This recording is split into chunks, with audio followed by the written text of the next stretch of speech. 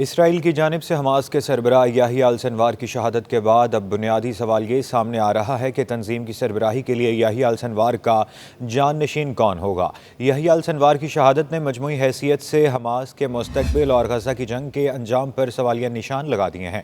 याहिया अल Sinwar फ़लस्तीनी तंजीम Hamas के ताकतवर तरीन शख्स और इसराइल पर 7 अक्टूबर के तबाहकुन हमलों के मनसूबा साज थे। याहिया अल सिनवार की मौत ने हमास में ऐसा खला छोड़ा जिसका भरना आसान नहीं।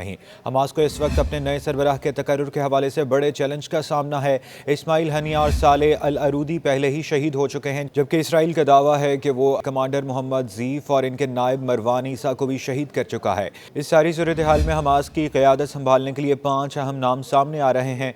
याहिया अल सिनवार की जानशीनी के लिए नुमाया तरीन नामों में खलील अल हलिया का नाम शामिल है, जो हमास के सियासी दफ्तर में याहिया अल सिनवार के नायब हैं। खलील अल हिया इस वक्त बैनुल अक़वामी वसातत से इसराइल के साथ जंग बंदी तक पहुँचने के लिए मुज़ाकरात में हमास के वफ़द के सरबराह हैं। इसी तरह वो बैरून मुल्क हमास के इत्तेहादियों के साथ सरकारी मुलाकातों का इंतज़ाम भी करते हैं।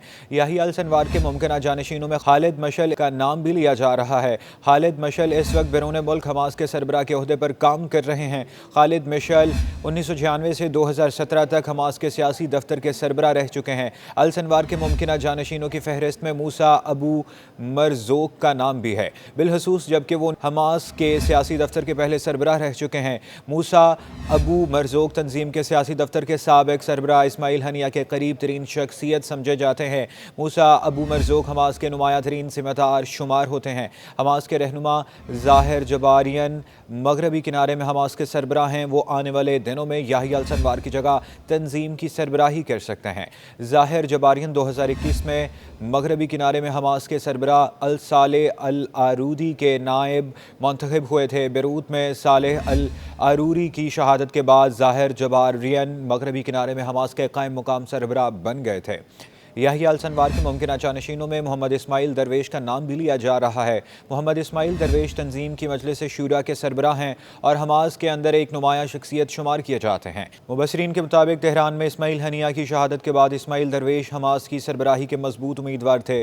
दूसरी जानिब इसराइली फ़ौज की जानिब से जारी तस्वीर में हमास के मकतूल सरबराह याहिया अल सिनवार के पास मौजूद अशिया दिखाई गई हैं। पहली तस्वीर में रोज़ाना के अज़कार नफ़ी और अज़कार नाफ़िया के किताब तस्बीह, दस्ती, घड़ी, टाफियाँ चिपकने वाले टेप के अलावा 1600 इसराइली शेकल नजर आ रहे हैं। दूसरी तस्वीर में एक क्लाशनकोफ तर्ज की मशीन गन, 2 मैगजीन, एक फौजी बैलेट और दीगर फौजी सामान दिखाया गया है। इसराइली फौज ने एक और तस्वीर जारी की है जिसमें एक फ़लस्तीनी शख्स हानी हमीदान सलीमान का पासपोर्ट दिखाया गया है। दस्तावेज़ के मुताबिक वो फ़लस्तीनी पनाह गज़ीनों की इमदादी एजेंसी में बतौर उस्ताद काम करता है। पासपोर्ट की मियाद 2017 में ख़त्म हो चुकी है। ये बात वाज़ेह है कि अल सिनवार अपने आखिरी अयाम बिना खुराक और गजा में नकल मकानी करने वालों से दूर किसी जगह पर गुजार रहे थे।